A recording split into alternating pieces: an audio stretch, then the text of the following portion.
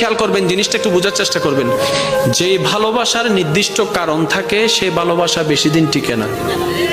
মনে করেন আপনি কাউকে ভালোবেসেছেন তার হাসি দেখে, এই হাসি যতদিন সুন্দর লাগবে ভালোবাসা থাকবে, হাসি যখন সুন্দর লাগবে না ভালোবাসা অটোমেটিক শেষ হয়ে যাবে।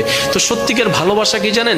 যে ভালোবাসার কোনো নির্দিষ্ট কারণ থাকে না, যে ভালোবাসা অন্তর থেকে হয়ে যায়, অনুভব থেকে হয়ে যায়, নির্দিষ্ট কারণ খুঁজে পাবেন না, না আপনার হাসি দেখে হয়েছে, না আপনার চোখ দেখে হয়েছে, না আপনার ব্যবহার দেখে হয়েছে, কোনো কারণ ছাড়া আপনি অটোমেটিক আপনার অন্তরে ফিল চলে আসলো, আপনি ভালোবাসা শুরু করলেন, যেটা আপনি দেখেন নাই, না দেখে ভালোবাসা শুরু করেছেন। দেখবেন এই ভালোবাসা কখনো শেষ হবে না। মনে রাখবেন এটা রহমানের দরবার থেকে স্বামীর অন্তরে স্ত্রী, স্ত্রীর জন্য স্বামীর জন্য আসা ভালোবাসা। কেমন ভালোবাসা? এই ভালোবাসা কখনো ডিভোর্স আনবে না, কারণ সে সারা জীবন কেটে যাবে কেন ভালোবাসি কেন ভালোবাসি এই কারণ খুঁজতে খুঁজতে জীবনেই চলে যাবে, জীবনেই শেষ হয়ে যাবে, ডিভোর্স হওয়ার কোনো সম্ভাবনা আর থাকবে না। বলেন না সুবহান।